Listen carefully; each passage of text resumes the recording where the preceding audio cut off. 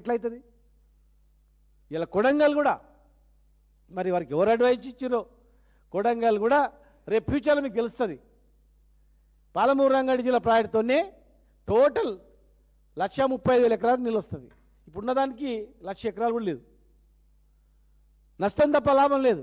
సరే మీ ఇష్టం, మీరు ఏ రకంగా చేసుకుంటే చేసుకోండి. కానీ మాకు కావాల్సింది పాలమూరు రంగారెడ్డి జిల్లా ప్రాజెక్టు డిజైన్తో పాటు రెడీగా ఉంది.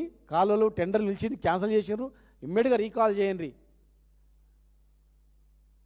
ఇరిగేషన్ ప్రాజెక్టే అని చెప్పి పబ్లిక్ హియరింగ్ చేసుకొని ఎన్జీటీలో గెలిచి టెండర్ పిలుచుకొని ఎలాంటి అడ్డంకులు లేకుండా ఉన్నది. ఇలా ఆంధ్ర ప్రభుత్వము కేంద్ర ప్రభుత్వము వాళ్ళు రెండు ఒకటైనాయి. వాళ్ళిద్దరూ వాళ్ళ ప్రభావం ఉంది. వాళ్ళ ప్రాంతాన్ని వాళ్ళు డెవలప్ చేసుకోవాలనుకుంటారు. వాళ్ళు నీళ్ళు ఎక్కువ వాడుకోవాలనుకుంటారు. ఆటోమేటిక్గా ఇన్నోళ్ళు పంచేదే వాళ్ళకి మనకు అది కదా. ఆ ఇన్ఫ్లుయెన్స్లో పడి అటు కేంద్రం సహకరించదు. ఒక సంతకంతో అయిపోయి నీటి కేటాయింపులు అది సంతకం పెట్టదు. మళ్ళీ రివర్స్ పంపించి మళ్ళీ ప్రపోజల్ పంపాలని వాళ్ళు పంపుతారు. దాని మీద ఎవరు మాట్లాడరు. ఆంధ్ర చీఫ్ సెక్రటరీ ఇరిగేషన్ నిపుణులు వచ్చి ఇక్కడ అది సలహాదారు ఉంటే ఎట్లా న్యాయం జరుగుతుందో ఆలోచన చేయరు. నీళ్ళు లేని ఎండిపోయిన జ్వరాల నుంచి నీళ్ళు తెచ్చుకోవాలంటే ఎట్లా తెచ్చుకోవాలని అది మాట్లాడరు. సంవత్సరం కావాల్సి వస్తుంది. ఎస్ఎల్బీసీలో చనిపోయిన 6 శవాలు కూడా తీయని వాళ్ళు ఇవాళ ఇన్ని ప్రాజెక్ట్ కంప్లీట్ అయితే ఇంకా మా మీద దుమ్మెత్తిపోయడం సమంజసం కాదు. దయచేసి చరిత్ర క్షమించదు. చరిత్ర అనేది ఖచ్చితంగా క్షమించదు. గుర్తుపెట్టుకో. రైతులను గోసపెట్టినోడు కానీ ఎవడు బాగుపడడు చెప్తున్నా. ఇవాళ రైతులు కన్నీళ్ళు పెడతా ఉన్నారు. ఉట్టే రాజకీయం గురించి రాజకీయ అవసరాల గురించి మనం మాట్లాడడం కాదు. అది చరిత్ర మళ్ళీ బ్యాక్ రాదు.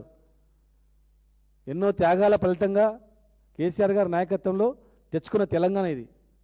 అఫ్కోర్స్ అక్కడ సోనియా గాంధీ గారు కూడా సహకరించారు, సుష్మా స్వరాజ్ కూడా గారు కూడా సహకరించారు రాష్ట్రం గురించి. ఎవరికి ఆదరణ లేదు. చరిత్ర ఇది. కానీ ఉద్యమం పుట్టించింది, నడిపింది కేసీఆర్ గారు వెంట మేమందరం ఉండి చూసినాం కనుక చెప్తున్నాం. ఉట్టి మనం మాట్లాడుకొని టైంపాస్ చేస్తే పాలమూరు ప్రజలు క్షమించరు. మహబూబ్నగర్ అనేది అత్యంత అద్భుతంగా అన్ని జిల్లాల కన్నా అత్యంత అద్భుతంగా ఉన్నటువంటి పొటెన్షియల్ జిల్లా అది. వ్యవసాయం అయిన తర్వాత అన్ని ప్రాజెక్టు కంప్లీట్ చేసుకుందాం. మా పాదయాత్ర జూన్లో కొనసాగుతుంది.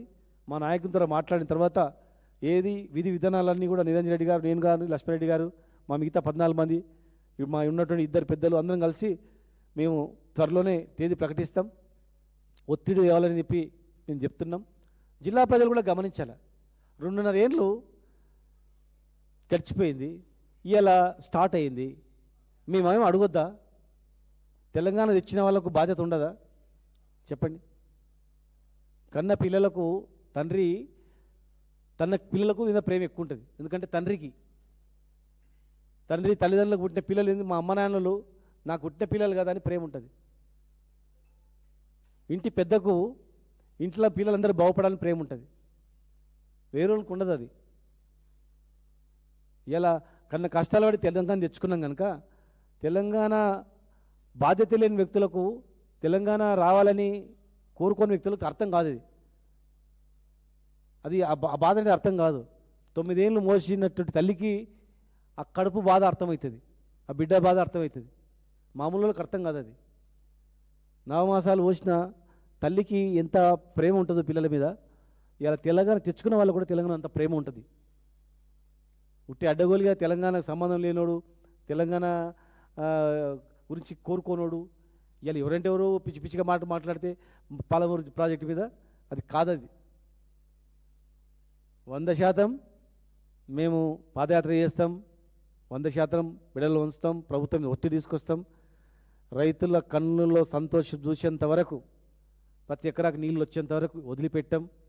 రైతులకు ఇచ్చిన హామీలన్నీ కూడా, రైతు బంధు కావచ్చు, రైతు బీమా కావచ్చు, ఇంకా ఏమేమి హామీలు ఇచ్చిండ్రో, బోనస్లు కావచ్చు, అవన్నీ రైతులకు ఇచ్చినటువంటి హామీ నెరవేర్చేంత వరకు మేము ఖచ్చితంగా తిరుగుతాం, చేస్తాం. మొదలు ఉదండాపూర్ నుంచి మన నార్లాపూర్ నుంచి ఉదండపూర్ వరకు మా యాత్ర సాగుతుంది. దాని తర్వాత ఖచ్చితంగా ఇచ్చిన హామీలపైన, మా జిల్లా ప్రజలపైన, అన్ని వర్గాలపైన మేము చేస్తాం. ముద్దురాజులకు బీసీఏలకు గూప్ర చేస్తామన్నారు, ఏమైందని అడుగుతాం. గొల్ల కురువులకు 3 లక్షలు రూపాయలు బ్యాంకులు వేస్తామన్నారు, ఏమైందని అడుగుతాం.